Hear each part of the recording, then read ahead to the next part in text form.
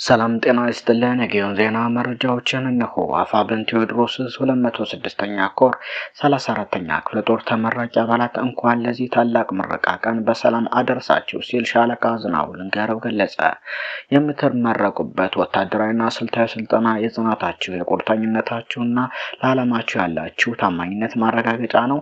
በረሃውን፣ ቆሩን፣ ዝናቡንና ተራራውን ፈተና አልፋችሁ ለዚህ የፋኖነት ክብርና ማዕረግ በመብቃታችሁ ታላቅ ኩራት ይሰማናል። ይህን ስልጠና ስትወስዱ እጅግ ብዙ ፈተናዎች የተሻገራችሁ በመስዋዕትነት የተጀመረውን ስልጠና በጽናት ለመጨረስ የከባድ መሳሪያ ጥቃትና የጠላትን ሁሉን አቀፍ ወረራ እና ዘመቻ በመቋቋም ጭምር ነው።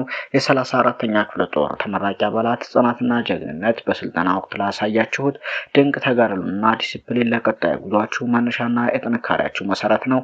የህዝባዊ ዓላማችሁ የተቀበላችሁት ወታደራዊ እውቀትና ክህሎት የህዝባችሁን ክብር ህልውናና ደህንነት ለማስጠበቅ የሚደረገውን ትግል በበለጠ ብቃትና እውቀት ለመምራት ያስችላችኋል።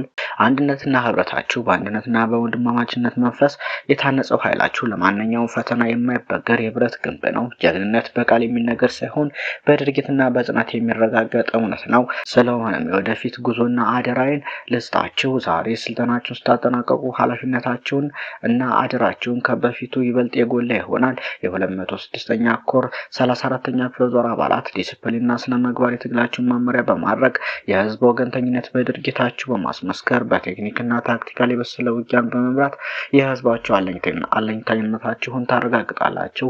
በመጨረሻም ቀጣይ ለምትሰጣችሁ ሁሉን አቀፍ ድርጅት ግዳጅ ራሳችሁንና ስነ ልቦናችሁን ዝግጁ እንድታደርጉ በማለት አደራላለሁ። ለህዝብ ህልውናና ለፍትህ የምታደርጉት ጉዞ በድልና በብርሃን የተሞላ ይሁን።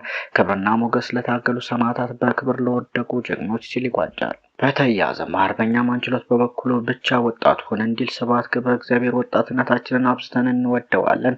ከጸጉር በቀጠነ ገመድ ተጉዘን ቢሆን የአማራን ህልውና ትግል በድል ብስራት እንቋጫለን። ተለጣፊ ወይም ተሸካሚ የሚሉን መሸከምን ወይም መለጠፍን በቀደመ ታሪካቸው የሚያውቁትና እንግዲህ ልጆቻቸው ብቻ ናቸው። የህዝባችንን የማሸነፍ አቅም የማንጠራጠረው ለኛ፣ ያለፍንበትን ውጣ ውረድ ለምናውቀው ለኛ፣ ከምንም ተነስተን ማዕዘንም ማዕከልም መሆን ለቻልነው ለኛ፣ ከጅምሩም ለጎሪጥ ስላልታየንም ወይም ኮዳዋ ብልታችን ላይ ስላልተንጠለጠለብን ለኛ፣ ሞትን ፊት ለፊት ገጥመን ሽንፈትን በግብር ለማናውቀው ለኛ፣ እንደዚህ አድርጉ ንትርኮችን በማህበራዊ ገጻችሁ ላይ አትንገሩም። በዘፈቀደ የምንመራው ትግል የለም። በረፍታ በውይይትና ፍጭት ነጥሮ በሚወጣ ሀሳብ ተመስርቶ የህዝባችንን መጣ ዕጣ ፈንታ በሚያሳስባቸው ልጆች አቅም የሚመራ ትግል ላይ ነን። እንዲያው ለትዝብት ግን ህይወት በምንገበርበት ትግል ውስጥ ስሜትን በብልሃት መቆጣጠር እንዴት ይሳናችኋል?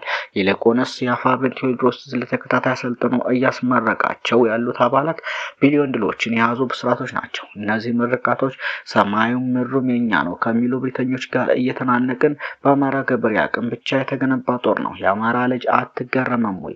ራስ በቃ አቅም፣ ሁሌም ዝግጁነት፣ ህዝባዊነት አፋብኃይልን መስርቷል። ለሰው ልጆች ሁሉ የሚገባው ነጻነት ለህዝባችንም ይደርሰው ዘንድ አፋብኃይል ትግሉን በብልሃት ጎዳና መርቶ በድል ብስራት ይቋጨዋል። በጎርፍ አመጣሽ አጀንዳና የትግሉን ጥልቀት ባልተረዱ አሉባልታዎች አንረበሽ። ይህች ሀገር ወደ ጦርነት አዙሪት በተገፋች ቁጥር በእጥፍ የሚያተርፈው በአገዛዙ መንግስታዊ መዋቅር የዘር ፍጅት እየተፈጸመበት ያለው የአማራ ህዝብ ነው። ማንም ወደደም ጠላም የነገ ታሪካችን በራሳችን እጅ ይጻፋል። እንዲህ ራስ አርበኛ ዘመነ ካሴ ሲል ይቋጫል። ሰሞነኛ መረጃዎች እናንተን ይመስሉ ነበር።